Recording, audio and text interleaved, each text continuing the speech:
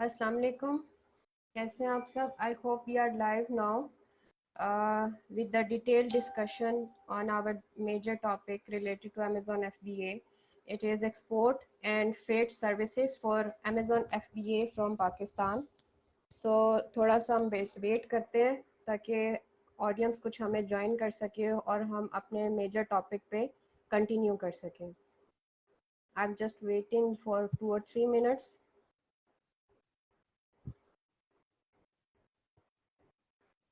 Audience can confirm us कि हम लोग live हैं and if they have any question they can ask us.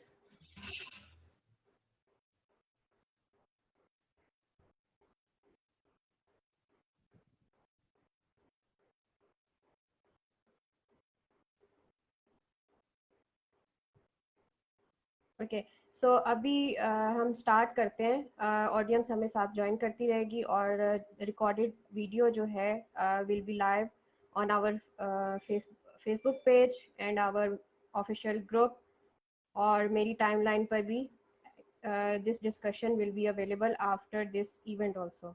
ठीक है? So right now we just moving towards the major session.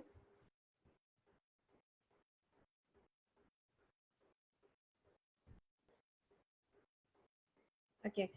So आज का जो हमारा session है, it was a long awaited session related to freight system, logistics and export policies and system from Pakistan because we are here.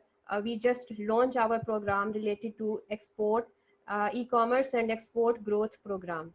So right now, our major focus to work for Pakistani products with Pakistani manufacturing companies, and we have lot of queries related to export policies and export system in Pakistan because हम लोग Pakistani manufacturing companies और Pakistani manufacturing industry के लिए काम कर रहे हैं and we are more focused to work for export growth. ठीक है, so recently we just launched our program with the name of e-commerce and export growth program. Our major focus to highlight our manufacturing companies, to bridge the gap between manufacturing companies and Amazon sellers, कि किस तरह से connect होकर हमारी जो manufacturing companies हैं वो उनको किस तरह से हम एजुकेट कर सकते हैं to sell the globally on B2C platforms like Amazon, eBay and Etsy. So right now, our major area to cover that is Amazon because there are a lot of young entrepreneurs are here, want to work on Amazon. They want to start their Amazon journey. The major hurdles in that journey was कि हम पाकिस्तान से अगर manufacturing करते हैं या पाकिस्तान से हम लोग अपना अमेज़ॉन बिजनेस को स्टार्ट करते हैं या पाकिस्तान से हम शिपमेंट करेंगे अमेज़ॉन वेयर हाउस तक, तो एक्सपोर्ट पॉलिसीज़ क्या हैं, फ्रेट के रूल्स और सर्विसेज क्या हैं और इन सब को हम किस तरीके से लर्न कर सकते हैं और इनको अडॉप्ट करते हुए हम सक्सेसफुली अमेज़ॉन एफबीए बिजनेस पर जा सकते हैं और फर्दर हम लोग एक्सपोर्ट ग्रोथ पे काम कर सकते हैं। Today we have a very experienced person with us. He has 35 almost 35 years of experience in his field. He is related to logistics services, freight services in Pakistan. He has a vast experience in import export in Pakistan. He knows very well कि आपको export करने के लिए किन rules और policies को follow करना चाहिए, क्या डॉक्यूमेंटेशंस है जो रिक्वायर्ड होगी आपको वर्किंग करने के लिए, और we are here to educate you, to help you to understand the system कि किस तरह से अमेज़ॉन एफबीए बिजनेस को अगर आप पाकिस्तान से करते हैं और पाकिस्तान की शिपमेंट आपने अमेज़ॉन वेयर हाउस तक पहुंचानी है, तो उसके रास्ते में जो भी आपके प्रोसेस हैं, जो पॉलिसीज और रूल्स हैं पाकिस्तान गवर्नमेंट के, उसको आप किस तरह से अंडरस्टैंड कर सकते हैं, क्या डॉक्यूमेंटेशंस है जो कि आपको रेडी करनी है और किस तरह से इन फ्यूचर आप एक ऑप्टिमल लेवल पर रह के अपना बिजनेस कर सकते हैं from Pakistan with complete export knowledge और अंडरस्टैंडिंग।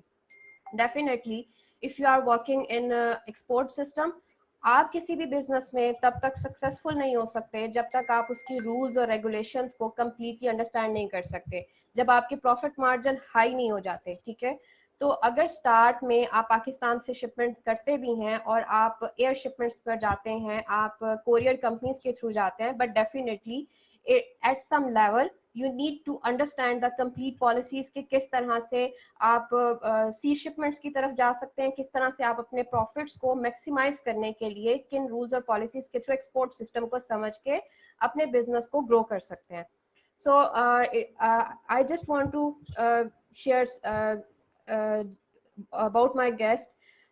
जैसा कि मैंने डिटेल में बताया कि उनका 35 ईयर ऑफ एक्सपीरियंस है and he is totally in this field and he knows very well कि किस तरह से पाकिस्तान से एक्सपोर्ट को किया जा सकता है और किस तरह से हम एसएमईज को एजुकेट या हेल्प कर सकते हैं कि क्या क्या चीज़ें रिक्वायर्ड हैं, क्या सिस्टम रिक्वायर्ड है. तो हमारी कोशिश ये होगी कि सिस्टम को थोड़ा सा इजी करके आपके साथ शेयर किया जा सके. अस्सलाम वालेकुम असलम बशीर साहब, आप होप आप ठीक हैं और thank you so much for your time कि आपने हमें ज्वाइन किया. और I am really happy and honoured to have you with us because you are senior and experienced person in your field.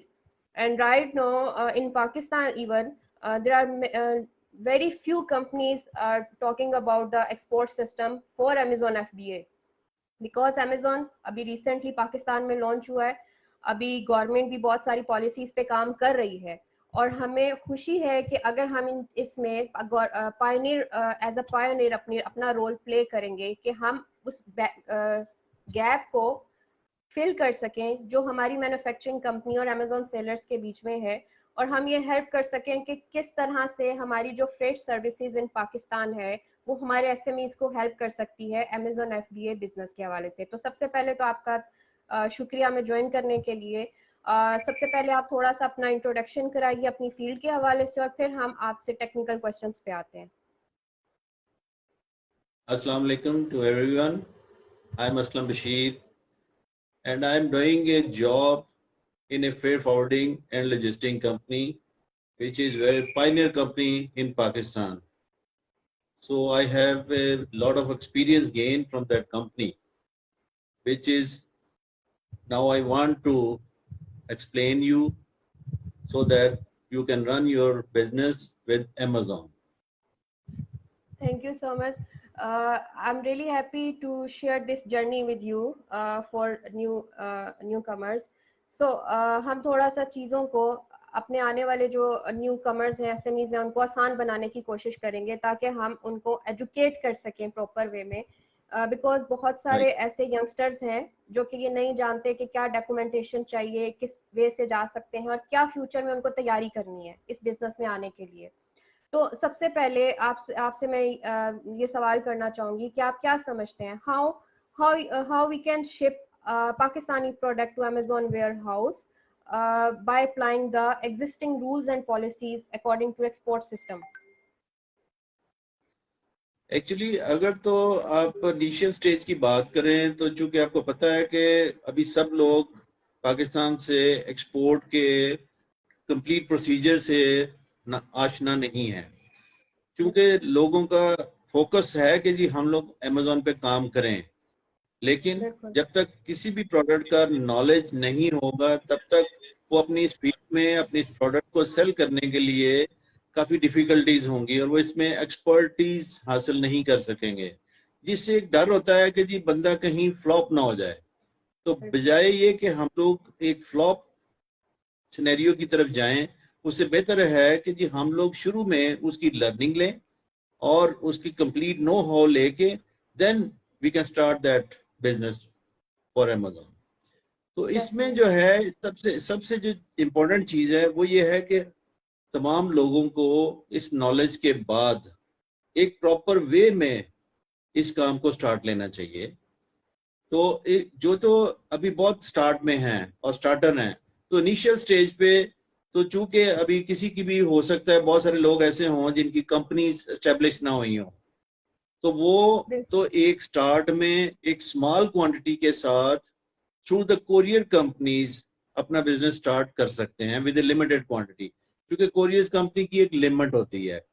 तो वो उसमें ये है कि आप एक सिंपल अपने लेटर हेड पे अपनी प्रोडक्ट की डिटेल बना के तो वो एक कोरियर कंपनी को हैंड ओवर कर देते हैं और फिर कोरियर कंपनी जो है वो आपकी डेस्टिनेशन पे जो भी अमेजोन का वेयर हाउस होगा वो वहां तक आपको डिलीवर कर देंगे। लेकिन एक चीज की जी, कोरियर कंपनी हमेशा थोड़ी कॉस्टली होती है जो कि अफेक्ट करेगी आपकी प्रोडक्ट को। तो इसलिए इन द स्टार्ट तो ठीक है कि हम इससे स्टार्ट कर सकते हैं, लेकिन इन द लॉन्ग रन आगे जाके आपको फिर अपनी एक प्रॉपर कंपनी स्टैब्लिश करनी है। ओके, ठीक है। तो आप क्या समझते हैं कि हम स्टार्ट में तो जैसे कि आपने सजेस्ट किया, इट इज़ बेस्ट के भी हम जो है वो कोरियर कंपनीज के थ्रू जाएं, बिकॉज मेरी भी कुछ अगर एक्सपीरियंस और अंडरस्टैंडिंग यही है कि स्टार्ट में, क्योंकि हम खुद इस चीज़ पे मोटिवेट करते हैं कि स्टार्ट आप छोटे से करें ताकि आपके रिस्क फैक्टर जो है वो श्रिंक हो सके, ठीक है।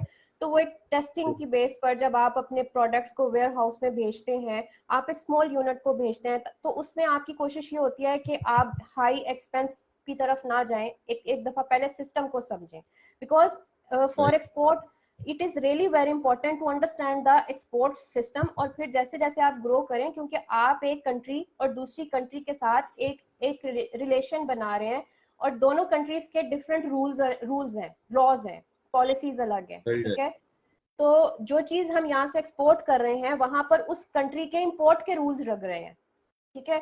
तो हम वहां पर जब जाते हैं तो उनके लॉस को भी देखना है और अपनी कंट्री के लॉस को भी देखना है, तो ये एक अंडरस्टैंडिंग बहुत जरूरी है। तो in a start it is really also recommended from my side also कि आप कोरियर कंपनीज के थ्रू एक पूरा सर्कल को समझें, ताकि आप अमेजोन वेयर हाउस तक पहुंचाकर आपकी प्रोडक्ट बिकना शुरू हो जाती है, सेल लाना शुरू हो जाती है।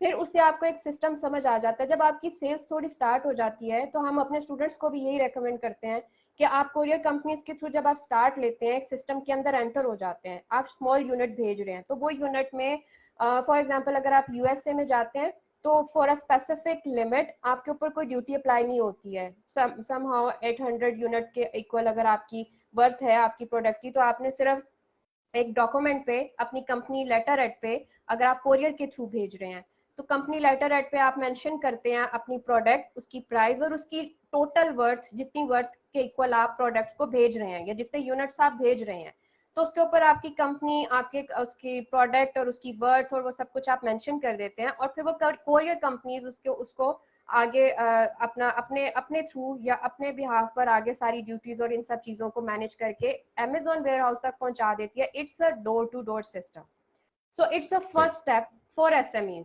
ठीक है। जो कि मिस्टर असलम साहब ने भी यही चीज बोली कि स्टार्ट यही है, बिकॉज देर जैसे जैसे आप आगे जाएंगे आपकी डॉक्यूमेंटेशंस बढ़ती जाएंगी, आपके यूनिट्स बढ़ते जाएंगे और फिर आप एक सर्कल में एंटर होंगे। Now we are moving towards the next questions to understand that circle actually, कि यहाँ तक तो हमने थोड़ा सा अंडरस्टैंड किया कि एसएमईज को स्टार्ट कैसे लेना चाहिए, उनको एंटर कैसे होना चाहिए। नाउ द हम आगे अगर जाते हैं, which steps do we need to follow as per rules and laws in Pakistani as Pakistani for export business? For example, अगर एज अ पाकिस्तानी मैं एक्सपोर्ट बिजनेस की तरफ आना चाहती हूँ, और हम अभी नेक्स्ट क्वेश्चंस की तरफ अगर जाते हैं तो उसकी थोड़ी बेस बना लूँ कि मैं ज्यादा नहीं जानती, मैं एक आम कॉमन पर्सन हूँ और मैं एक्सपोर्ट बिजनेस की तरफ आना चाहती हूँ, छोटा सा मैंने इनिशिएटिव ले लिया है अमेजोन पर, अब मैं उसको बढ़ाना चाहती हूँ अपने बिजनेस को। सो आपके ख्याल में पाकिस्तान के अंदर पाकिस्तान से एक्सपोर्ट करने के लिए वो ऐसे क्या रूल्स और लॉज और पॉलिसीज हैं जो इनिशियली जिनका जानना मुझे बहुत जरूरी है? एक्चुअली क्योंकि are you well aware that Amazon is starting stage in Pakistan.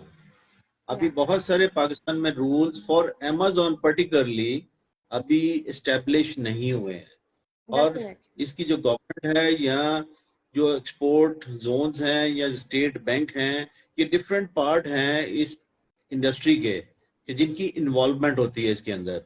और चूंकि अभी अमेजोन इन्वॉल्व हुआ है पाकिस्तान के अंदर, अभी रिसेंटली इसको परमिशन मिली है पाकिस्तान से बिजनेस के लिए, तो इसके अंदर अभी एक्चुअली जो जो भी प्रोडक्ट पाकिस्तान से जाएगी ना, देखें कोई भी चीज जब मैं सेल करूंगा तो गवर्नमेंट ऑफ पाकिस्तान को, जिसने उसकी मैन्युफैक्चरिंग के ऊपर एक हद तक एक्सपेंस किया है, और जब कोई भी एक बंदा एक्सपेंस करता है तो उसकी एक ख्वाहिश होती है कि मैंने इसके अगेंस्ट इस प्रोडक्ट का पैसा हासिल करना है। और ये गवर्नमेंट की भी सेम पॉलिसी होती है कि पाकिस्तान से कोई भी प्रोडक्ट जो एक्सपोर्ट होगी तो गवर्नमेंट ऑफ पाकिस्तान को उसके अगेंस्ट रिमिटेंस रिक्वायर्ड होगी, फॉरेन एक्सचेंज उस प्रोडक्ट के अगेंस्ट पाकिस्तान में आना चाहिए। और अभी जो पास्ट में अभी एक्सपोर्ट का जो प्रोसेस चल रहा है उसके अंदर उसकी कंट्रोलिंग इसी तरह ही है डॉक्यूमेंटेशन के अगेंस्ट कि जो मटेरियल पाकिस्तान से एक्सपोर्ट होगा उसके अगेंस्ट पाकिस्तान को फॉरेन एक्सचेंज की सूरत में रिमिटेंस पाकिस्तान में आनी चाहिए। Okay. अच्छा, अभी अब उस चीज को स्टैब्लिश करने के लिए आपको अपनी एक कंपनी स्टैब्लिश करनी पड़ेगी सबसे पहले तो। Okay. Definitely. आइदर आप इंपोर्ट कर रहे हैं, आइदर आप एक्सपोर्ट कर रहे हैं, दोनों सूरतों के अंदर you have to establish your own company. उसमें सबसे पहले है कि आप अपनी कंपनी का एक नाम बनाएं, उस कंपनी के आपने बैंक अकाउंट एस्टेब्लिश करना है किसी भी ऐसे बैंक के अंदर जहां पर फॉरेन रेमिटेंस की कंट्रोलिंग होती है, क्योंकि पाकिस्तान में हर बैंक फॉरेन एक्सचेंज को नहीं देखता। तो प्रायोरिटी ये रखिएगा कि जो बैंक फॉरेन एक्सचेंज को डील करता है ना, आप कोशिश करें कि आपका अकाउंट कंपनी का वहीं पे आप एस्टेब्लिश करें अपना। Okay. उसके बाद आपको उस कंपनी का एनटीएन बनवाना है। ठीक है। उसके साथ साथ आपको अपनी कंपनी सेल्स टैक्स में भी रजिस्टर्ड करनी है। Okay. अब ये क्वेश्चन होगा कि जी हम एनटीएन क्यों लें, हम सेल्स टैक्स क्यों लें? पाकिस्तान से एक्सपोर्ट करने के लिए जब तक ये दोनों चीजें और आपकी कंपनी का बैंक अकाउंट नहीं होगा, आप किसी भी सूरत अपनी कोई भी प्रोडक्ट ना तो एक्सपोर्ट कर सकते हैं ना आप इंपोर्ट कर सकते हैं। ठीक है। ये पास्ट में तो सिर्फ इस हद तक थी ये चीजें। अभी अब चूंकि आपको पता है कि दौर जा रहा है ई कॉमर्स का, हर चीज डिजिटलाइज हो रही है, हर चीज जो है वो ऑनलाइन आ रही है। तो इसी तरीके को देखते हुए गवर्नमेंट ऑफ पाकिस्तान, कस्टम्स और स्टेट बैंक ने भी एक म्यूचुअल अंडरस्टैंडिंग के बाद एक ऐसा ऑनलाइन सिस्टम एस्टेब्लिश किया जिसके अंदर अब वो एक्सपोर्टर या इंपोर्टर, बैंक और कस्टम्स डिपार्टमेंट जो है, ये तीनों को लिंक कर दिया गया है विद ऑनलाइन। अच्छा। अब उसमें जाने के लिए आपको उस कस्टम्स और उस स्टेट बैंक के रूल में रजिस्टर्ड होना पड़ेगा। उस रजिस्टर्ड होने के लिए आपके पास जब तक ये सारी चीजें लाइक एनटीएन, सेल्स टैक्स, आपका बैंक अकाउंट ये नहीं होंगे तो आप उस कस्टम्स के या स्टेट बैंक के सिस्टम के अंदर रजिस्टर्ड नहीं कर सकते।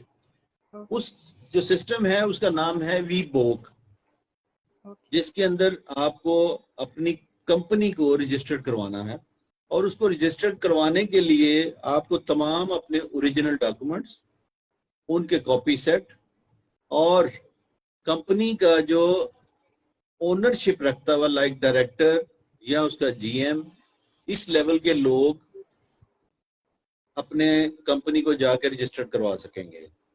वो रजिस्टर्ड करवाने के लिए जो प्लेसेस होंगी वो उस एरिया में जहां पे भी आप मैन्युफैक्चरर बैठे हैं या एक्सपोर्टर बैठे हैं, उस एरिया की जो कलेक्टरेट ऑफ कस्टम्स होते हैं, लाइक जहां पे ड्राई पोर्ट्स हैं वहां पे ड्राई पोर्ट पे कलेक्टरेट ऑफ कस्टम होता है।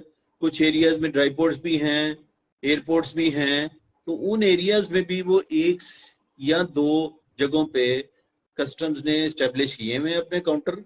वहां पे आपको ये डॉक्यूमेंट सारे प्रेजेंट करने पड़ेंगे और वहां से फिर वो आपके डॉक्यूमेंट की सबमिशन के बाद आपको कुछ टाइम देंगे, जिसके बाद आपकी वो विभोग की रजिस्ट्रेशन कंप्लीट होगी और वो आपको आपके ही ईमेल आईडी के ऊपर रजिस्टर्ड करने के बाद कंफर्मेशन देंगे और उसका एक पासवर्ड आपको इशू करेंगे। अब ये है आपका इनिशियल प्रोसेस जिसके लिए आपको कस्टम्स के अंदर रजिस्टर्ड होना है, अदरवाइज आप ना तो एक्सपोर्ट कर सकते हैं ना इंपोर्ट कर सकते हैं। तो ये प्रोसेस है, ये प्रोसीजर है आपकी डॉक्यूमेंटेशन का। यहाँ तक इस हवाले से अगर किसी को कोई क्वेश्चन है तो यू कैन आस्क। अच्छा, इस यहाँ पर दो क्वेश्चन है। पहला सवाल तो मैं ये पूछना चाहूंगी कि आपने बोला कि आपको ऐसे बैंक में ऐसा बैंक अकाउंट होना चाहिए आपके पास जो फॉरेन रेमिटेंस फ्रेंडली हो या उसको सपोर्ट करते हो। तो आप क्या राइट। समझते हैं कि उसके लिए हमें किस तरीके से हम चेक कर सकते हैं या क्या क्वेश्चनिंग कर सकते हैं या हमें कैसे अंदाजा होगा कि अगर हम किसी बैंक में अपना अकाउंट खुलवाते हैं तो वो फॉरेन रेमिटेंस को सपोर्ट करता है, तो क्या उसका कोई चेक बैलेंस हमारे लिए, क्या अंडरस्टैंडिंग उसकी होनी चाहिए उसमें या ये है हम कि किससे जब भी कुछ पूछ सकते हैं? आप अकाउंट खुलवाने के लिए बैंक में जाएं तो जो भी हो वो आपके कंसर्न बैंकर होगा, उससे आपने सबसे पहले ये क्वेश्चन करना है कि जी यहाँ पे आप फॉरेन एक्सचेंज को डील करते हैं। ओके। पहला क्वेश्चन आपका ये होना चाहिए। उसके बाद अगर वो कहें कि जी हाँ हम लोग फॉरेन एक्सचेंज को डील करते हैं, सेकंड क्वेश्चन ये होना चाहिए कि जी एक्सपोर्ट की सूरत में बैंक एक फॉर्म ई इशू करता है, एक्सपोर्ट फॉर्म उसको कहते हैं। इसी तरह इंपोर्ट की सूरत में वो एक आई फॉर्म इशू करता है, इंपोर्ट फॉर्म कहते हैं उसको। अब उससे ये क्वेश्चन करना है कि जी क्या ये दोनों डॉक्यूमेंट्स आपकी ब्रांच इशू कर सकती है या आप ऑथोराइज हैं इन डॉक्यूमेंट्स को इशू करने के। अगर तो उसका जवाब यस हो तो then you can open your account in that particular branch of bank. Okay, that's really informative. ये दो क्वेश्चन, बिकॉज अगर ये हम फॉर एग्जांपल हम ये नई नॉलेज रखते और हम कहीं भी बैंक अकाउंट खुला लेते हैं और बाद में हमें पता चलता है कि वो बैंक हमें ये डॉक्यूमेंट्स प्रोवाइड नहीं करता, तो फिर कन्फ्लिक्ट्स आते हैं, आपके बिजनेस में प्रॉब्लम्स आने लगती हैं या आप स्टॉप हो जाते हैं उन चीज़ों में। सो ये दो मेजर क्वेश्चन जैसे ही हम बैंक के लिए जाते हैं। जी, आप कुछ कहना चाह रहे थे? One more thing I want to add it. कुछ ब्रांच आपको कहेंगी कि जी हम आपको ये सर्विसेज प्रोवाइड कर देंगे, लेकिन ठीक। एक्चुअली वो ये सर्विसेज दे नहीं रहे होते। वो क्या करते हैं कि जी कस्टमर या एक्सपोर्टर हमसे किसी दूसरे बैंक की तरफ शिफ्ट ना हो, हम्म। वो होता ही है कि वो आपका अकाउंट तो वहां ओपन कर लेंगे कंपनी का, हम्म। लेकिन वो अपनी एक सेकंड ब्रांच को इन्वॉल्व करेंगे जो कि एक फॉरेन एक्सचेंज को डील कर रही होगी। अब इसका नुकसान क्या होगा कि जी आपके उस प्रोसेस की लेंथ बढ़ जाएगी कि अच्छा। आप इनिशिएट करेंगे अपने अकाउंट वाले बैंक के अंदर जहां पे आपका अकाउंट ओपन हुआ है, हम्म। लेकिन प्रैक्टिकली वहां से आपका फॉर्म ई, जिसको हम एक्सपोर्ट जनरेट फॉर्म नहीं कहते हैं, होगा। या आई फॉर्म, इंपोर्ट फॉर्म है, वो वहां से इशू नहीं होगा। हम्म। आप उसको रिक्वेस्ट देंगे, वो आगे अपनी उस ब्रांच में रिक्वेस्ट भेजेगा, फिर उस ब्रांच में अगर कोई भी आपकी कोई चीज कम है तो फिर वो रिवर्ट करेगा अपनी उस ब्रांच को, फिर वो आपकी ब्रांच आपको बताएगी, हम्म। फिर आप उसको इंफॉर्मेशन देंगे। तो it's a totally lengthy process hmm. जो कि आपकी उस एक्टिविटी के अंदर डिले कर सकता है, डिले पैदा हो सकता है। तो बेहतर डेफिनेटली। है कि आप थोड़ा सा ये इस चीज को सर्च करें। तो फिर इस और चीज पे कैसे पता चलेगा, क्योंकि अगर बैंक हमें खुद ये चीज के लिए शो शो ये कर रहा है कि वो प्रोवाइड करता है, ठीक है, तो फिर वो चीज हमें क्लियर कैसे होगी कि ये हमें बाद में कुछ आउटसोर्स करके हमें ये चीज देगा और डायरेक्ट नहीं आप देगा? आप उसे ये क्वेश्चन कर दें कि जी आप मुझे कोई दिखाएं, आपने ऑलरेडी जिन लोगों को पहले किसी को आपने अगर ये आई फॉर्म इशू किया हुआ है या आई फॉर्म इशू किया हुआ है तो वो हम्म। काइंडली मुझे आप कोई एग्जांपल दिखाएं, कोई सैंपल दिखाएं, तो फॉर्मेट दिखाएं उनके को, उनसे एक दो चीजें ये डिमांड करें आप। अगर तो अच्छा। वो उनकी अपनी ब्रांच का होगा तो फिर तो उसके ऊपर आईडी भी होगी उस ब्रांच की। अगर वो किसी दूसरी ब्रांच का होगा तो फिर वो उनकी ब्रांच की इंडिकेशन उसके ऊपर शो नहीं हो रही होगी। सही, that's the valid point actually. So यहाँ पर जो तीन मेजर चीज़ें हमें क्लियर हुई हैं कि बैंक के लिए हम ये पहले अंडरस्टैंड कर लें कि वो हमें सपोर्ट फॉरेन रेमिटेंस को सपोर्ट कर रहे हैं या नहीं कर रहे, और उसके लिए उस चीज़ को फिर वेरीफाई भी कर लें ताकि हमें नेक्स्ट अपने बिजनेस में प्रॉब्लम ना हो, क्योंकि it is really very important कि हम हमारी जितनी रेमिटेंस है, क्योंकि वो रिकॉर्ड होनी है, हमने एक्सपोर्ट के एक सिस्टम के अंदर एंटर होना है, तो जिसमें बैंक का रोल बहुत ज़्यादा इंपॉर्टेंट है। और हमें ये ई फॉर्म और आई फॉर्म जो भी अगर हम इंपोर्ट या एक्सपोर्ट के सिस्टम में आते हैं, क्योंकि ये रिक्वायर्ड होते हैं और ये चाहिए होंगे, जिसमें बैंक का एलिजिबल होना इस केस में बहुत जरूरी है। ठीक है। अब Right. Next question is this, according to your information, कि अब मैं थोड़ा सा इसको अगर इजी वे में जो as a layman if I want to understand, कि अगर मैं नेक्स्ट अपनी अपना एक्सपोर्ट की तरफ जाना चाहती हूँ, तो सबसे पहले जो एक चीज मुझे करनी है वो ये करनी है, कंपनी रजिस्ट्रेशन। और ऑब्वियसली हमारी कंपनी रजिस्टर होगी जब हमारा बैंक अकाउंट्स वगैरह भी होगा, नेम होगा, और बैंक अकाउंट के लिए, बैंक अकाउंट खुलवाने के लिए जो आपने इंफॉर्मेशन प्रोवाइड की है उसका ख्याल रखते हुए अपना बैंक अकाउंट ओपन करना है, जो हमें ई फॉर्म और आई फॉर्म वगैरह प्रोवाइड कर सके, और वो भी अपनी ब्रांच से, नॉट लाइक के आउटसोर्स के थ्रू। इट इज ताकि हमारा जो प्रोसेस है वो रिड्यूस हो सके और एफिशिएंट हो सके। उसके बाद सेकेंड स्टेज पे जो इम्पोर्टेंट चीज आपने शेयर की, वो कस्टम के अंदर रजिस्टर होना, ठीक है। वो एक्चुअल वर्ड आपने यूज किया है डीबॉक, it's actually WeBOC, WeBOC, WeBOC, okay, WeBOC, okay, it's an online system. Sorry sorry to interrupt you. Actually मैं ये बात भी क्लियर कर दूं कि ये चीज क्यों करनी पड़ी गवर्नमेंट को। पास्ट में ये चीजें सारी मैनुअल थी। ठीक है। फॉर्म ई भी एक मैनुअल डॉक्यूमेंट्स होता था, जिसकी फिलिंग के बाद वो कंसर्न बैंक उसको मैनुअली स्टैंप और साइन करके देता था। फिर वो मैनुअल डॉक्यूमेंट्स सारे जो थे ये कस्टम्स के अंदर प्रेजेंट होते थे। और चूंकि पता है आपको कि पाकिस्तान के अंदर बहुत सारे लोग जो कि एक क्रिमिनल एक्टिविटीज के अंदर इन्वॉल्व होते हैं, उनकी हमेशा से ये कोशिश रही है कि हम किसी भी तरीके से कोई ऐसा एक्ट करें जो कि गवर्नमेंट की लॉज के अगेंस्ट हो। तो उन चीजों को कंट्रोल करने के लिए ये कस्टम, स्टेट बैंक और गवर्नमेंट ऑफ पाकिस्तान की जो रिलेटेड इंडस्ट्री है या रिलेटेड मिनिस्ट्री है, उन लोगों ने इसको मिल के फिर ये जो लिंक किया, जो कि ऑनलाइन है। विबोक बेसिकली इनका एक ऑनलाइन सिस्टम है। अब जब आप एक्सपोर्ट के लिए आपकी ये इनिशियल फॉर्मेलिटी पूरी हो जाती है, तो आप बैंक में जब एक्सपोर्ट फॉर्म के लिए अप्लाई भी करेंगे ना, तो तब भी आपकी जो रजिस्ट्रेशन होगी आप इसके थ्रू ऑनलाइन ही अप्लाई कर सकें। और जब बैंक आपको वो फॉर्म ही इशू कर देगा, तो वो भी आपके पास रिवर्ट जो होगा वो भी इन शेप ऑफ ऑनलाइन ही होगा। इसी तरह जब एक फॉर्म ही इशू कर दिया जाएगा, तो वो ऑटोमेटिकली जब आप कस्टम्स के अंदर अपनी कोई एंट्री फाइल करते हैं फॉर एक्सपोर्ट पर्पज और फॉर इंपोर्ट पर्पज, तो उस फॉर्म ही का जब आप रेफरेंस देंगे तो वो ऑटोमेटिकली कस्टम्स के साथ भी वो लिंक हो जाएगा। तो इस तरीके से इस फॉर्म ई की जो लिंकेज है वो इन तीन तरीकों से इन तीनों डिपार्टमेंट के पास आ जाएगी, जो कि मैनुअली पॉसिबल नहीं होगा। Actually, this is really very important upgradation in our system.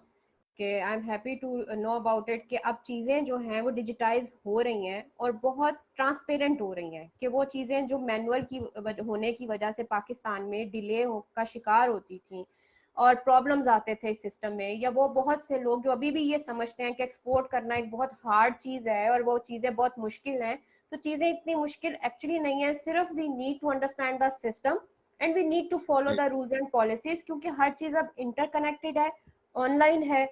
जो चीज एक दफा रिकॉर्ड में आ चुकी है उसमें आपको प्रॉब्लम फेस नहीं करना पड़ेगा, बिकॉज अब हर चीज कनेक्ट होके ऑनलाइन हो चुकी है and system is very easy. You need just to understand the connected dots.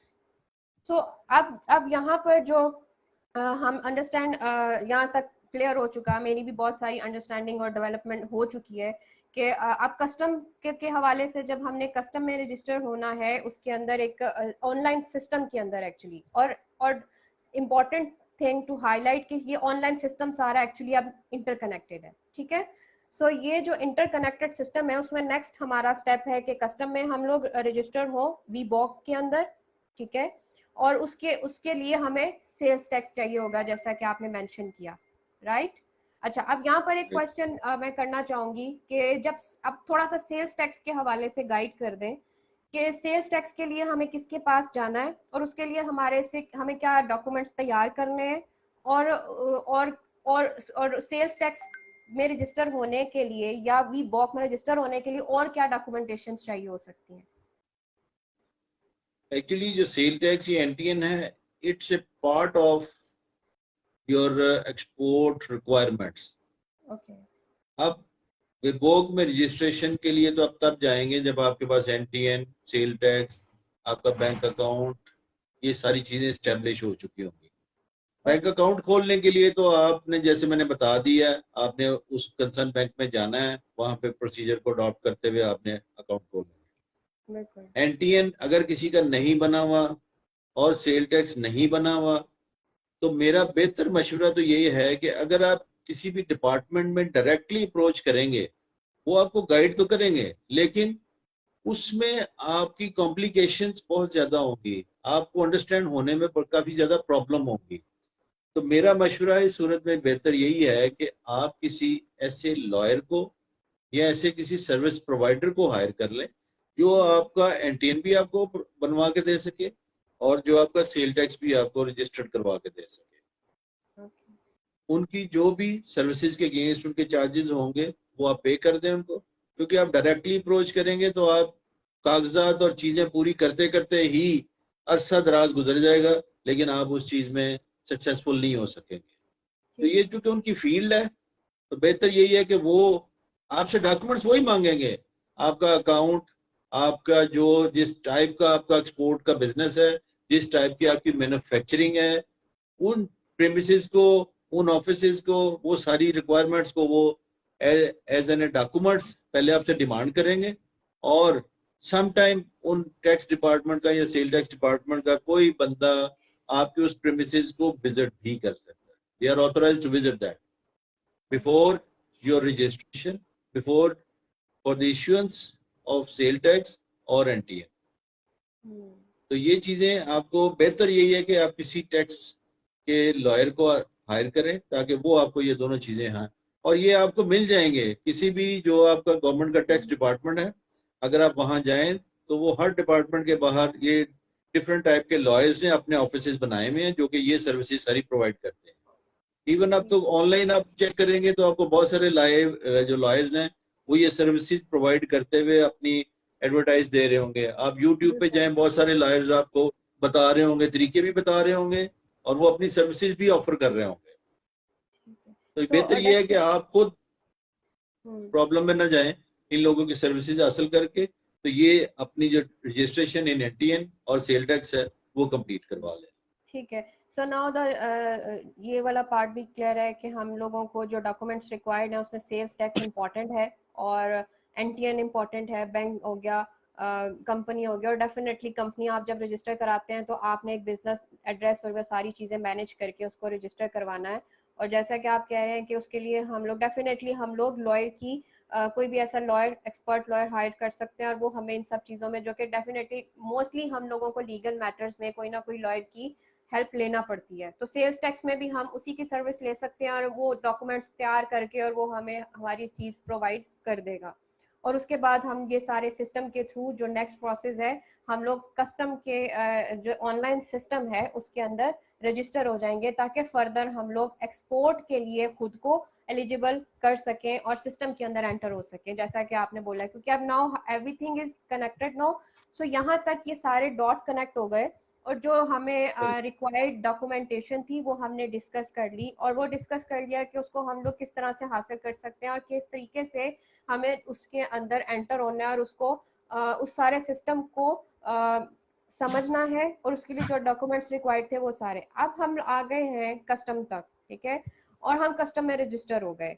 अब नेक्स्ट जो मोस्ट इम्पॉर्टेंट चीज है जो अंडरस्टैंड करने के लिए कि नाउ अब हमने जाना है, मैं कस्टम में भी रजिस्टर हो गई, अब ये सारे डॉक्यूमेंट्स मेरे रेडी हैं, अब मैंने एफबीए अमेजोन का मैं बिजनेस कर रही हूँ, मैंने मैन्युफैक्चरिंग करवा ली है अपनी प्रोडक्ट्स की और मेरे पास कोई ऑलमोस्ट 1000 to 1500 यूनिट्स हैं जो कि मैंने शिप करने हैं।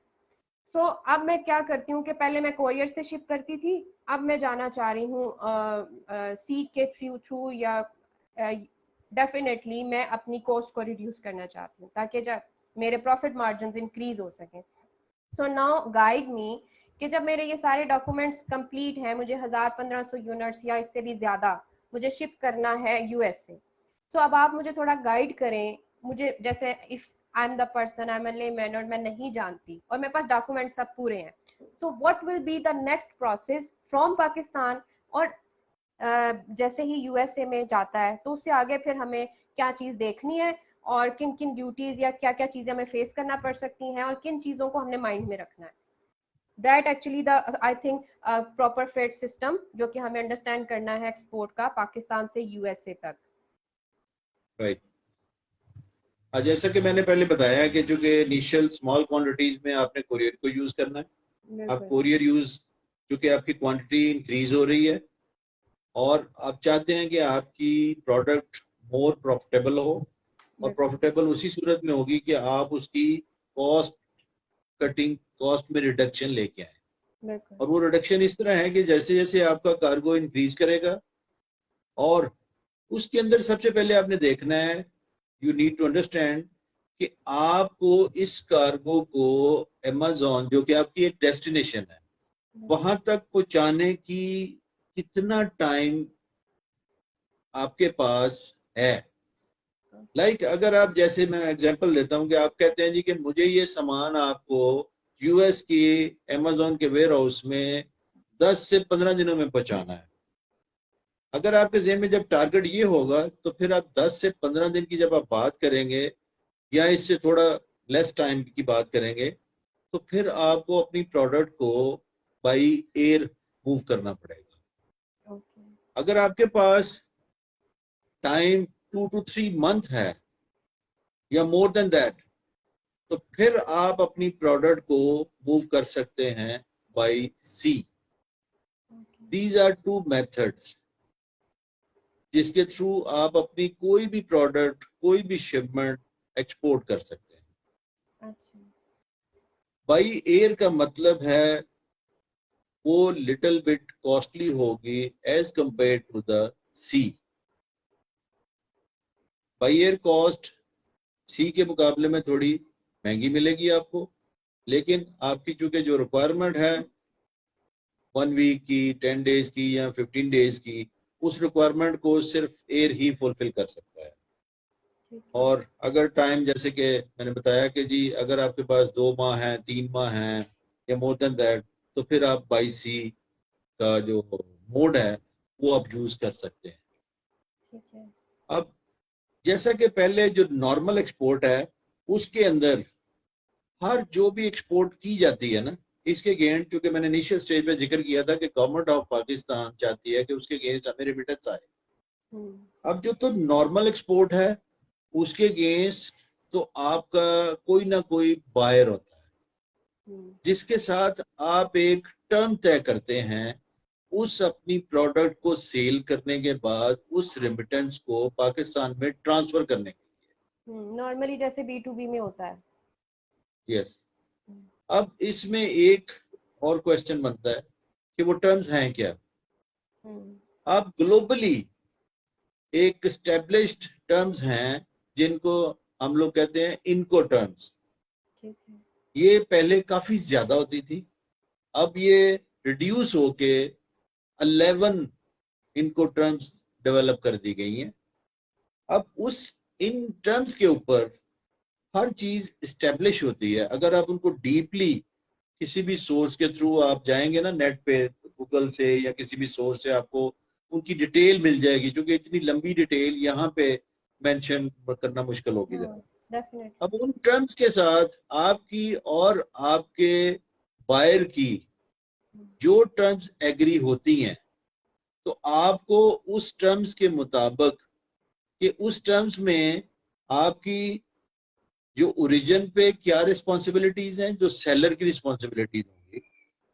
जिसमें एक सादा सी मैं एग्जांपल देता हूं कि किसी एक टर्म्स में, मैं एक मिसाल है जिसको हम कहते हैं कॉस्ट एंड फ्रेट, ये इनको टर्म्स का नाम है C&F। ओके इसमें कॉस्ट एंड फ्रेट होता है। इसमें सेलर की रिस्पॉन्सिबिलिटीज होती हैं कि वो अपनी फैक्ट्री से प्रोडक्ट को मैन्युफैक्चर करने के बाद एक्सपोर्ट के तमाम प्रोसेस को भी वो क्रॉस करेगा, वो उसी की रिस्पॉन्सिबिलिटी है, till the port of destination. यहाँ पे पोर्ट ऑफ डेस्टिनेशन से मुराद वो है उस बायर के नियरेस्ट एयरपोर्ट, उस बायर का नियरेस्ट सी पोर्ट, वहां तक की तमाम रिस्पॉन्सिबिलिटीज इस टर्म्स के अगेंस्ट सेलर की है। और वहां तक पहुंचने के बाद फर्दर जो डेस्टिनेशन की कस्टम क्लियरेंस है, डेस्टिनेशन की ट्रांसपोर्टेशन है टू द वेयर हाउस, और फर्दर अनलोडिंग प्रोसेस या फर्दर इसमें जो भी रिक्वायर्ड प्रोसेसेस आएंगे, वो सारे बायर की रिस्पॉन्सिबिलिटी। ये तो है एक नॉर्मल प्रैक्टिस ऑफ एक्सपोर्ट या इंपोर्ट। इंपोर्ट भी इसी तरह ही है। इंपोर्ट वाइस वर्सा होगी डेफिनेटली, कि मैं एक्सपोर्ट कर रहा हूँ तो वो यहाँ से रिस्पॉन्सिबिलिटीज है, अगर इंपोर्ट कर रहा हूँ तो वो जो मैन्युफैक्चरर है वो उसकी रिस्पॉन्सिबिलिटीज में आ जाता है, तो वाइस वर्सा हो जाता है। अब आपके केस में चूंकि आपका टारगेट है दैट इज अमेज़न, अमेज़न में आपको इमीडिएटली उन टर्म्स के मुताबिक पेमेंट रेमिटेंस नहीं होगी। डेफिनेटली। अब चूंकि आपको रेमिटेंस ट्रांसफर नहीं होगी, उसके अंदर फिर ये है कि आपको एक थर्ड पार्टी सर्विसेज लेनी पड़ेगी। थर्ड पार्टी सर्विसेज से मुराद मेरी ये है कि उसमें आपको किसी फ्रेट फॉरवर्डर्स को, किसी लॉजिस्टिक प्रोवाइडर को इन्वॉल्व करना पड़ेगा, जिनका एसोसिएट ऑफिस डेस्टिनेशन पे भी होगा। लेट्स से यूएस में आपकी डेस्टिनेशन न्यूयॉर्क के 100 किलोमीटर दूर डिस्टेंस पे एक जगह है जहां पे आपका सामान पहुंचाना है। आप पाकिस्तान से किसी एक फॉरवर्डिंग कंपनी ने आपका माल बुक किया, उसको मूव कर दिया। अब वो अमेज़न का वेयर हाउस जो है वो न्यूयॉर्क से 100 किलोमीटर डिस्टेंस पर है। अब वो फॉरवर्डर क्या करेगा कि जो उसका एसोसिएट ऑफिस होगा इन न्यूयॉर्क, वो उससे कांटेक्ट करेगा, उसे बताएगा कि मैं पाकिस्तान से ये शिपमेंट एक्सपोर्ट कर रहा हूँ, जिसकी अल्टीमेट डिलीवरी जो है वो इस एड्रेस के ऊपर करनी है। अब इनमें यहाँ पे ये चीज आएगी कि हमें वो सारी इंफॉर्मेशन जो एक मैन्युफैक्चरर ने एक फ्रेट फॉरवर्डिंग कंपनी को या लॉजिस्टिक कंपनी को प्रोवाइड की होगी कि लाइक मेरे 3 बॉक्सेस हैं, उनका इतना वेट है, उनकी ये डायमेंशंस हैं, और ये मूव होना है by air from Lahore to New York या नियरेस्ट जो भी उसका पॉइंट है। अब वो ये सारी चीजों के बाद, अच्छा इसमें एक बड़ी चीज इंपॉर्टेंट है कि एक आपकी जो प्रोडक्ट है इसका एक ग्लोबली हर प्रोडक्ट का एक हार्मोनाइज्ड कोड डेवलप कर दिया गया है, जिसको हम नॉर्मली शॉर्ट फॉर्म में HS कोड कहते हैं। अब वो भी आपको अपनी प्रोडक्ट का जब आप तैयार कर रहे हैं तो यू हैव टू स्टैब्लिश कि आपकी प्रोडक्ट किस HS कोड में फॉल कर रही है। तो इसकी ये इंपॉर्टेंस इसलिए ज्यादा है क्योंकि हर मुल्क में जो ड्यूटी एंड टैक्सेस का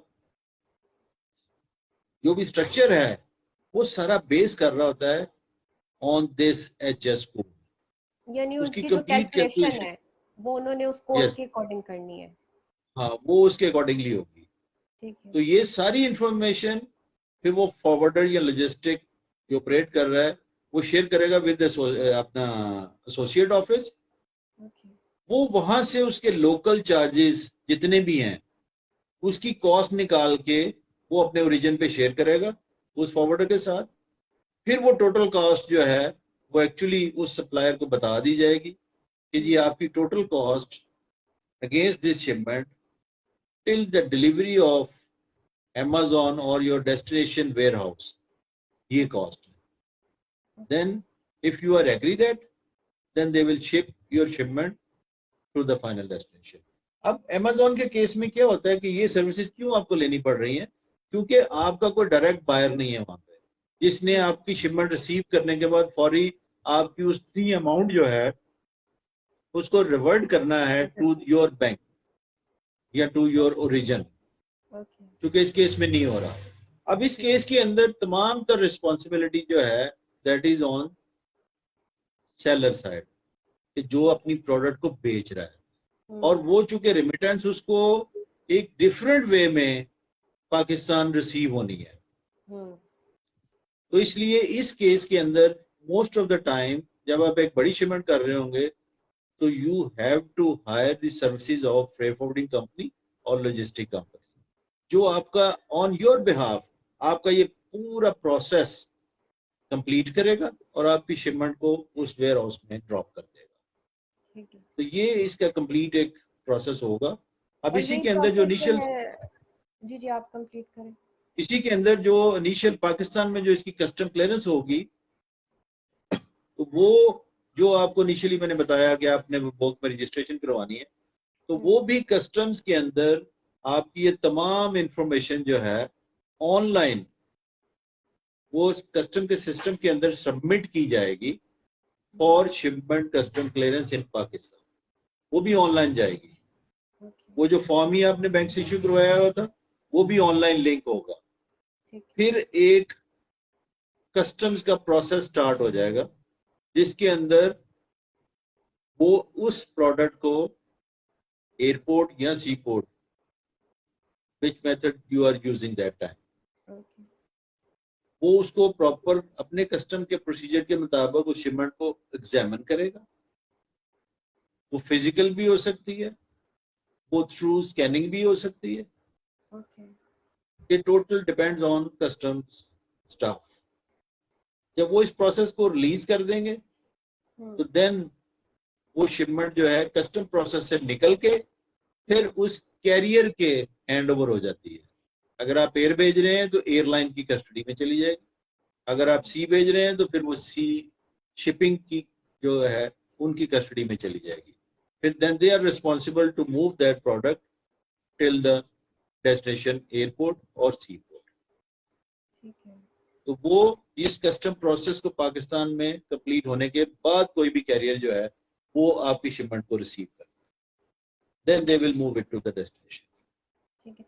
सो यहाँ पर जो मेजर चीज अंडरस्टैंड करने वाली है वो ये है कि हमने ऐसी फ्रेट फॉरवर्डिंग कंपनीज को देखना है कि जिस कंट्री में हम अपनी प्रोडक्ट को भेज रहे हैं फॉर, क्योंकि अभी हमारा कंसर्न अमेजोन का है, क्योंकि we are not dealing with B2B right now. B2B को भी हम फर्दर अपने इस चैनल पर डिस्कस करेंगे कि अगर हम अपने बिजनेस को B2B पर लेकर जाते हैं तो फिर उसकी क्या पॉलिसीज हैं। उसमें डेफिनेटली आपने काफी हद तक गाइड भी किया है कि उसमें क्योंकि हमारी फॉरेन रेमिटेंस डायरेक्ट हमारे बैंक अकाउंट्स में आ रही होती हैं तो वो एक पूरा प्रोसेस होता है, वो क्लियर होता है। बट इन अमेजोन केस क्योंकि हमारी डायरेक्ट रेमिटेंस नहीं आ रही हैं तो फ्रेट फॉरवर्डिंग जो कंपनी है उसकी हिदमात हमें चाहिए होंगी। और उसके लिए हमें ये देखना है कि फॉर एग्जांपल अगर हम पाकिस्तान से भेज रहे हैं यूएसए में, और it is totally depend on कि आप किस कंट्री में भेज रहे हैं, तो जिस कंपनी को भी आप हायर करें आपसे वो आपकी डिटेल लेंगे। और सबसे इम्पोर्टेंट चीज जो यहाँ पर अंडरस्टैंड करने वाली है कि जिस प्रोडक्ट पे आप काम कर रहे हैं उसके HS कोड का जानना, उसकी अंडरस्टैंडिंग होना आपका बहुत जरूरी है, क्योंकि आपकी फर्दर जो आपकी ड्यूटीज और जो एक्सपेंस की कैलकुलेशन है वो उसकी बेस पर होगी। राइट? ठीक है। उसके बाद फिर यह है कि हमें इन सब चीज़ों की इंफॉर्मेशन हमारे पास होनी चाहिए और देन हमने उस कंपनी को ये सारी इंफॉर्मेशन प्रोवाइड करनी है। वो कंपनी एक कैलकुलेशन करेगी कि हमारे इतने यूनिट्स जाने हैं, ये वेट है, ये उसका सारी डिटेल है। उसके अकॉर्डिंग वो अपने उस कंट्री के जो भी उसका एसोसिएट ऑफिस है वहां से कोटेशन ले लेगी कि अगर हमने, बिकॉज हमें तो डोर टू डोर अमेजोन तक पहुंचाना है। ठीक है। और Amazon is not responsible to take anything के हम लोग उसके अंदर हमें सब कुछ खुद करना है, मैनेज करना है। सो वो कंपनी हमें फिर फर्दर आगे का प्रोसेस हमें बता देगी कि अगर ये न्यूयॉर्क जा रहा है तो न्यूयॉर्क पहुंचेगा, और न्यूयॉर्क से इतने किलोमीटर दूर अगर इसको पहुंचना है तो इस डेस्टिनेशन तक ये इसकी कॉस्ट आएगी, या अगर कोई ड्यूटी या जो भी चीज उसको आप ड्यूटीज कहते हैं, या जो भी टोटल एक्सपेंस वो आपको बता देंगे। आई थिंक उसको आप ड्यूटीज कहते हैं, या वहां तक पहुंचाने का जो भी एक खर्चा होगा अकॉर्डिंग टू योर वेट और सारा सिस्टम। ठीक है।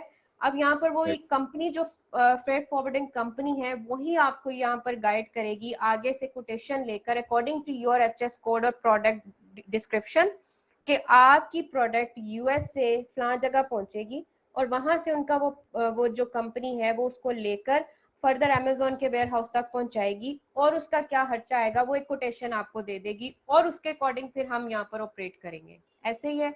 और फिर वो सारी हम ऑपरेट कर रहे होंगे उस कंपनी के साथ। और यहाँ पर एक चीज मैं थोड़ी क्लियर करना चाहूंगी कि फॉर एग्जाम्पल हमने उनसे कोटेशन ले ली, हम we are ready to ship our product, और वो उसको सारा मैनेज हो गया, हमारी प्रोडक्ट अमेजोन वेयर हाउस पहुंच गई। तो इस दौरान वो जो एक सिस्टम आप कह रहे हैं कि हमें हमारे जो डिटेल एंटर होनी है सिस्टम के अंदर, और हमने अपने बैंक में जो फॉरेन रेमिटेंस शो करने हैं, वो सारा सिस्टम लीगली गवर्नमेंट को कैसे शो होगा? क्या वो कंपनी करेगी, या वो डॉक्यूमेंट के अंदर फिलिंग करेगी, या वो कस्टम के अंदर, तो आपने बोला डिटेल चली जाएगी। वो कंपनी ही फॉरवर्ड कर देगी, वहाँ पे अपडेट कर देगी सिस्टम के अंदर। So I just want to understand कि लीगली हम अपने आप को ये किस तरह प्रूफ करेंगे कि हमारी सारी जो सिस्टम है वो लीगली ऑपरेट कर रहा है, क्योंकि हमारी रेमिटेंस फॉरेन नहीं आ रही है पाकिस्तान। इसमें सबसे पहली बात, मैं वो पिछली को कंटिन्यू करते हुए एक चीज ऐड कर दूं कि राइट एचएस कोड की सिलेक्शन जो है दैट इज वेरी इंपॉर्टेंट, क्योंकि अगर आपने रॉन्ग एचएस कोड सिलेक्ट कर लिया और आपकी शिपमेंट मूव हो गई और डेस्टिनेशन पे उस एचएस कोड के अगेंस्ट, अगर मैं एग्जांपल दे रहा हूँ कि आपकी ड्यूटी 10% थी उस प्रोडक्ट पे, जबकि जब वो फिजिकल एग्जामिन में गई तो then they will found it that this product not belongs to that HS code and it falls in other HS code, and duty application on that HS code would be 15 or 20%. Yeah. Then your calculation of your product, will be affected. your selling tool disturbed. Yes. तो इसलिए वो very important कि जी आपको right HS code selection करनी है for your product. ये तो हो गया। अब देखिए, जब हम लोग इस प्रोसेस को स्टार्ट करते हैं ना, तो उसमें एक सबसे पहला डॉक्यूमेंट्स होता है जिसको हम कमर्शियल इनवॉइस कहते हैं। कमर्शियल इनवॉइस मींस आपकी तमाम उस प्रोडक्ट की डिटेल विद यूनिट प्राइस और टोटल प्राइस। लेट्स से आपने कोई 500 आइटम आपने भेजी है जिसकी यूनिट प्राइस आपकी है लेट्स से 50 सेंट, और 500 के बाद वो टोटल आपके $250 कंप्लीट इनवॉइस वैल्यू आपकी हो गई। ठीक है। अब जब आप बैंक में अप्लाई करते हैं, जिसकी मैंने बात की थी एक्सपोर्ट फॉर्म की, अब जब वो आप एक्सपोर्ट फॉर्म बैंक में ऑनलाइन, वो जब आपको रजिस्ट्रेशन आईडी पासवर्ड मिला होगा, वो आपने उसके थ्रू ही अप्लाई करना है टू द बैंक। उसके अंदर आपको मेंशन करना है कि आपकी इनवॉइस वैल्यू इतनी है, आपके बॉक्सेस इतने हैं, आपकी डेस्टिनेशन क्या है और डेस्टिनेशन एयरपोर्ट क्या है और अल्टीमेट डेस्टिनेशन कंट्री कौन सा है, और उसके साथ वो कमर्शियल इनवॉइस की कॉपी अपलोड करके बैंक को सबमिट करनी पड़ेगी। वो जब बैंक में सबमिट हो जाएगी तो बैंक वाला उसको एवेल्युएट करेगा, और अगर वो आपको within half an hour 1 hour आपको रिवर्ट नहीं होता, तो then you will have to contact with your bank कि जी मैंने एक ये सबमिट किया है, उसका ये कोड है, सिस्टम में शो हो रहा है सबमिशन, आपकी तरफ से रिवर्ट नहीं हुआ। वो यहाँ तो सिस्टम में कोई ऑब्जेक्शन लगा होगा या फिर वो आपको बता देगा कि किस वजह से नहीं होगा। You have to follow that till कि जी वो आपको इशू ना हो जाए, और जब वो इशू हो जाएगा तो वो जिस जगह से आपने ऑनलाइन अप्लाई किया हुआ है इन योर विबोक सिस्टम, वो उसी में आपको रिवर्ट आ जाएगा कि जी आपका फॉर्म ही सक्सेसफुली इशूड हो। अब जब वो फॉर्म ही आपके उस अकाउंट में आ गया, फिर जो अगला प्रोसेस है कि आपने शिपमेंट एयरपोर्ट भिजवाई है for custom clearance, physical clearance के लिए, तो उस वक्त वही फॉरवर्डर जो है वो अपने, क्योंकि वो फॉरवर्डर भी उस विबोक का हिस्सा है, जब वो कस्टम क्लियरेंस के लिए अप्लाई करेगा तो उसका एक अपना आईडी और पासवर्ड है। अब उस आईडी और पासवर्ड में आपकी जो कंपनी है, हम आपको बताएंगे जो भी फ्रेट फॉरवर्डर होगा कि जी ये मेरा उस कंपनी का चालान नंबर है, जो आप अपनी उस विबोक की रजिस्ट्रेशन के अंदर उसको ऐड अप करेंगे। वो जब ऐड हो जाएगा तो फिर वो आपकी उस शिपमेंट के कस्टम में सबमिशन के लिए वो एलिजिबल हो जाएगा कि वो कस्टम में आपकी एंट्री फाइल कर सके ऑन योर बिहाफ। ठीक है। फिर वो आपकी एंट्री कस्टम में according to your provided document that is invoice और फॉर्म ई, इनकी बेसिस पर वो कस्टम्स का एक अलग फॉर्मेट है जिसको हम कहते हैं गुड्स डिक्लेरेशन फॉर्म। ये दोनों सूरतों में अप्लाई होता है, इंपोर्ट में भी और एक्सपोर्ट में भी।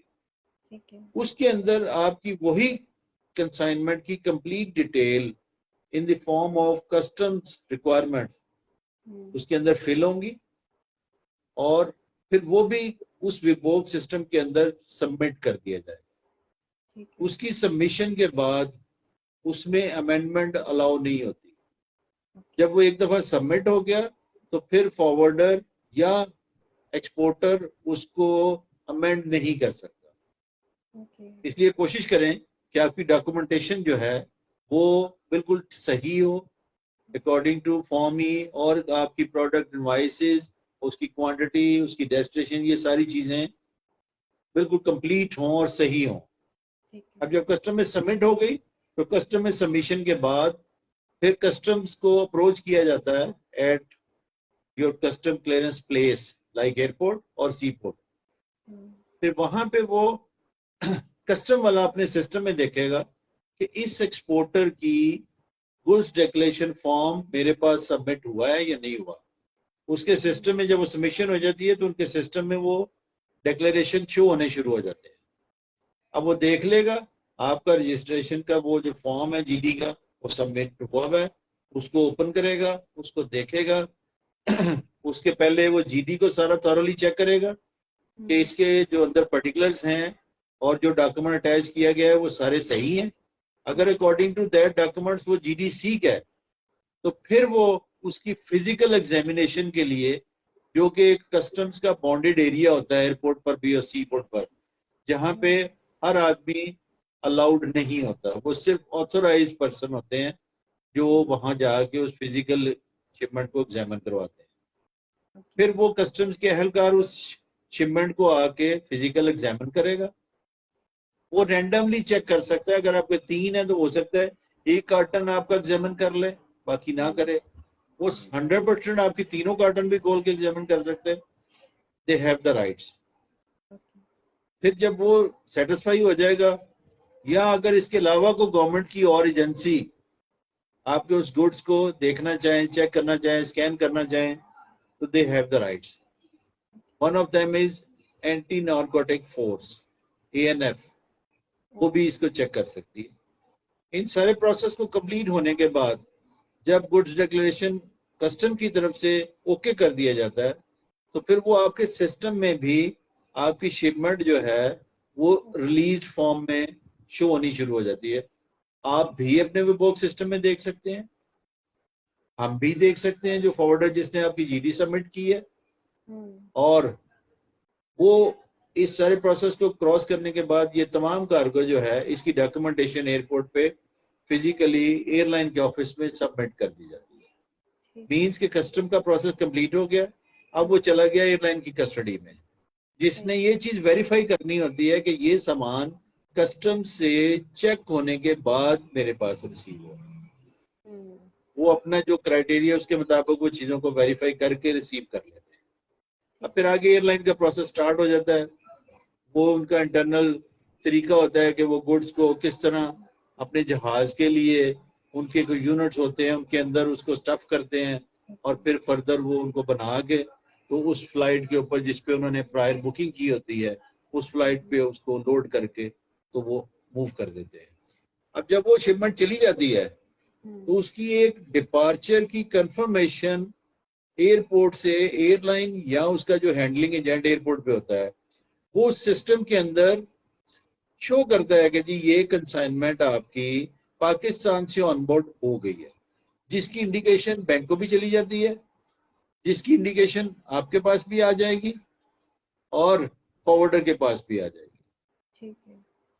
तो ये है पाकिस्तान से उसकी डिपार्चर तक का complete process. Same like that sea में भी है, उसमें सिर्फ ये है कि वो सी पोर्ट पे जाएगा। एयरपोर्ट चूंकि आपके पाकिस्तान के बहुत सारे शहरों में अवेलेबल हैं, लाइक सियालकोट, लाहौर, कराची, इस्लामाबाद, ये मेजर सिटीज हैं जहाँ पे एयरपोर्ट पे फैसिलिटीज अवेलेबल हैं। सी के केस में आपको टोटली कराची पे रिलाई करना पड़ता है, आपको कराची ही अपना सामान भेजना है। वहां पे उन्होंने 2 या 3 पोर्ट्स बनाई हुई हैं, जिनमें एक पोर्ट कासम है, एक कराची पोर्ट है, उसके आगे फर्दर उनके फिर थोड़े से सब एरियाज बनाए हुए हैं।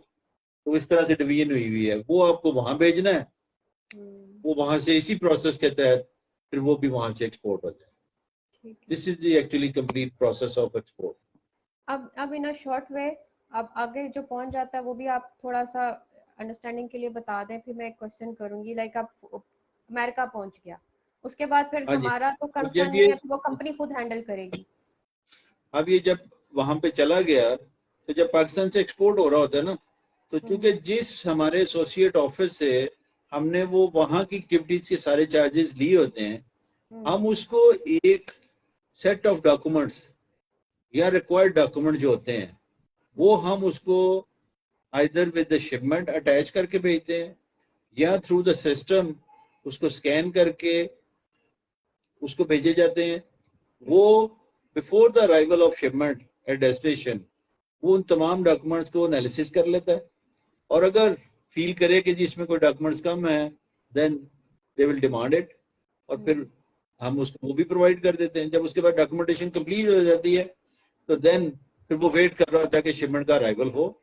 जैसे ही शिपमेंट वहां पे अराइवल होगी, वो वहां के कंट्री के लॉ के मुताबिक उस शिपमेंट को वहां पे भी कस्टम ही होना है, और उस पे जो भी उसकी ड्यूटी टैक्सेस जिस मुल्क में उस एचएस कोड के अगेंस्ट जो चीज अप्लाई होगी चार्जेस की, वो उसको पे करेगा, और उसके बाद उस एयरपोर्ट से या सी पोर्ट से उस कंसाइनमेंट को रिलीज करवाएगा, और फिर वो उसकी ट्रांसपोर्टेशन का अरेंजमेंट करेगा, और वो सामान को उस अपनी व्हीकल के ऊपर लोड करके आपकी उस रिक्वायर्ड प्लेस के ऊपर डिलीवर करेगा, और फिर हमें वो कंफर्म कर देगा कि we have delivered your goods at your required place on so and so date and time.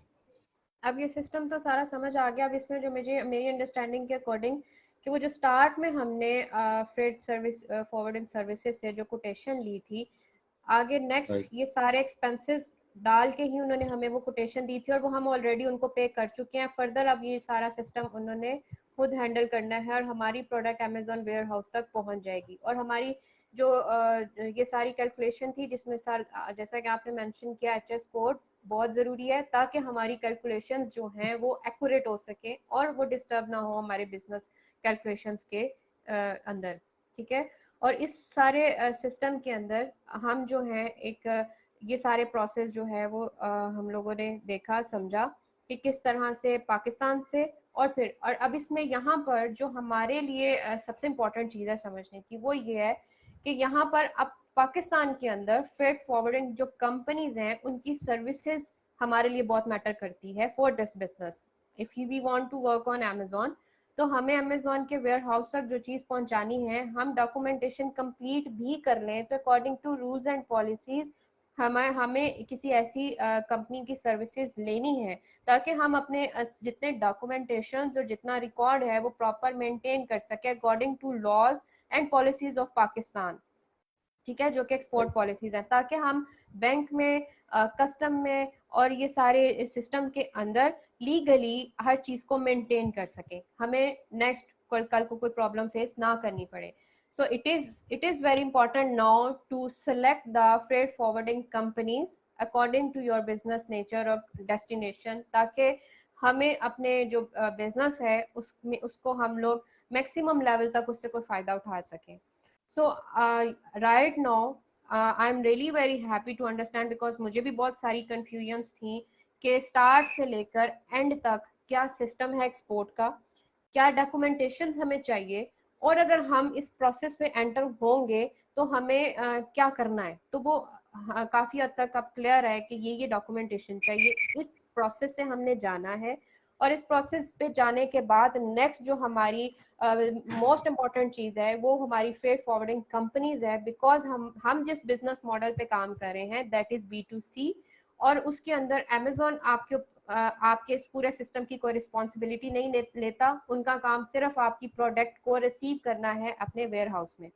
तो यहाँ पर हमें ये अंडरस्टैंड करना है कि हमने अपनी रिस्पॉन्सिबिलिटी पर अपनी प्रोडक्ट को अमेजोन वेयर हाउस में किस तरह से शिप करना है, और उसके लिए क्योंकि हमारा बिजनेस मॉडल ऐसा है, हमारे लिए फ्रेट फॉरवर्डिंग कंपनी को हायर करना और उसके साथ कनेक्ट होकर इस सारे प्रोसेस को कंप्लीट करना, it is really very important.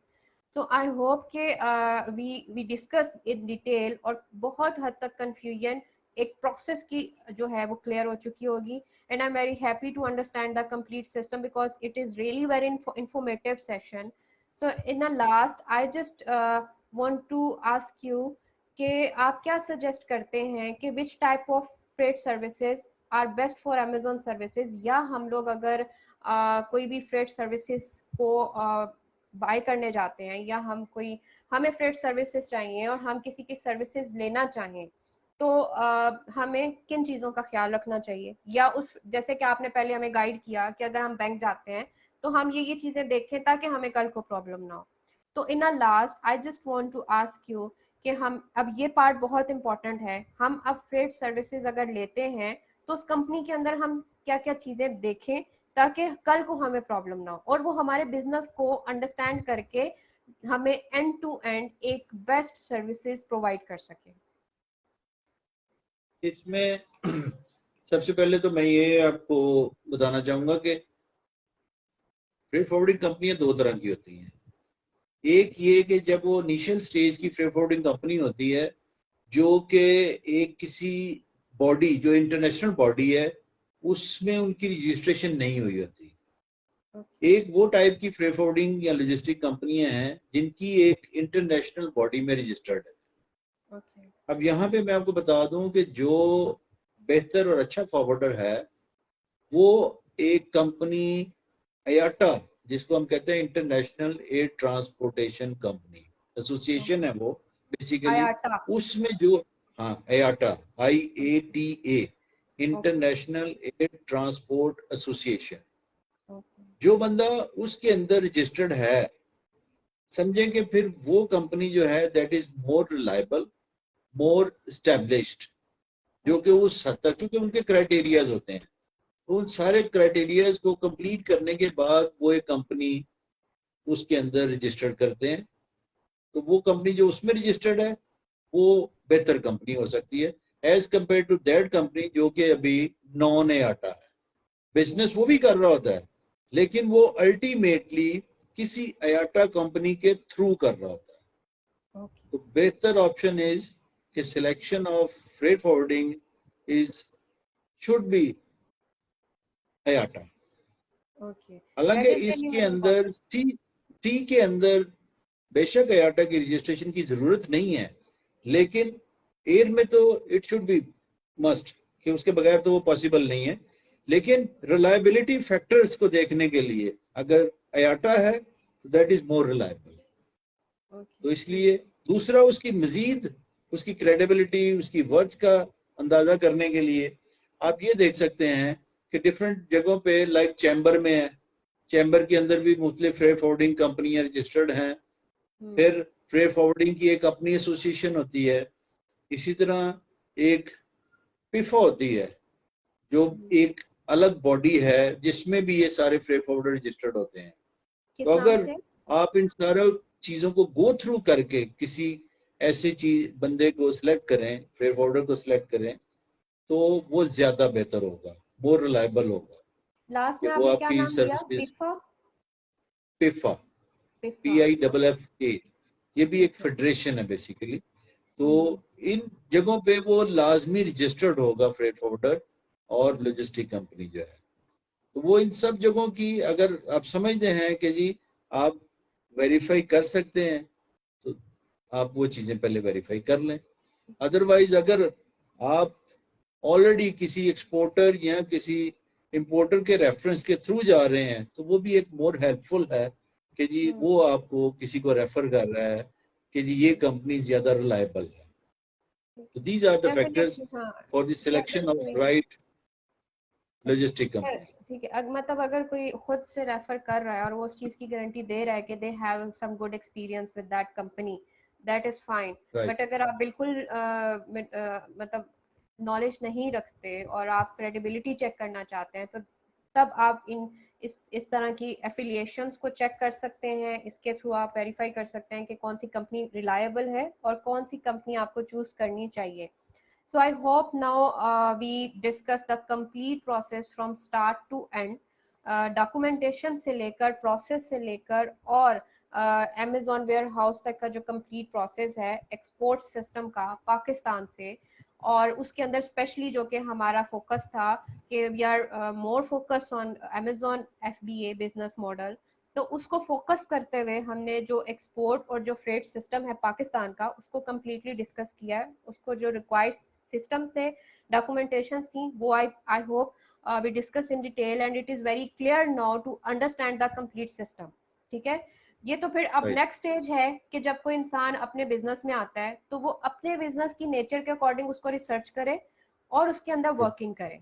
Next भी हम इंशाल्लाह इस तरह के इंफॉर्मेटिव सेशन किसी ना किसी स्पेसिफिक केस के हवाले से या कोई इंफॉर्मेटिव सेशन या आफ्टर दिस सेशन अगर हमें और रेलिवेंट क्वेश्चंस और क्यूरीज रिसीव होती हैं तो definitely we will arrange the next session according to that specific problem कि ये क्वेरीज हमें अराइज हो रही हैं या इस तरह के प्रॉब्लम्स आ रहे हैं तो हम उसको किस तरह से एड्रेस कर सकते हैं।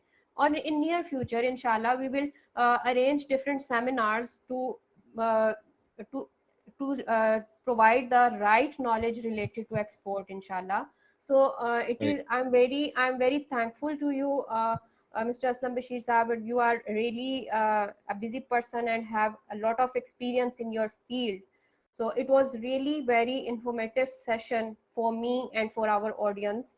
And मैं आपका शुक्रिया अदा करना चाहूँगी कि आपने ज्वाइन किया और हमारे साथ ये नॉलेज शेयर किया, बिकॉज इस वक्त पाकिस्तान के अंदर बहुत कम ऐसे लोग हैं जो कि पाकिस्तान की मैन्युफैक्चरिंग कंपनीज को पुश करने के लिए एक्सपोर्ट का नॉलेज डिलीवर करना चाह रहे हैं। बिकॉज बहुत से लोग काम कर रहे हैं, बहुत से लोग डेफिनेटली बहुत सारी पाकिस्तान में मैन्युफैक्चरिंग कंपनियां जो B2B पे काम कर रही हैं, बट राइट नाउ B2C क्योंकि एक आम पर्सन जो है जो कि खुद मैन्युफैक्चर नहीं है और वो बिजनेस करना चाहता है और वो ई-कॉमर्स में आना चाहता है, तो उसके लिए जो डायरेक्ट अप्रोच है वो B2C की अप्रोच है। आप B2B पर डायरेक्ट उस तरह से नहीं जा सकते। और बहुत सारी मैन्युफैक्चरिंग कंपनीज भी हैं जो B2B पे तो कर रही हैं but they don't know about the B2C business. So we are here to provide you the right information related to export system for your B2C business models, and we are here to help you to understand the business Amazon FBA business.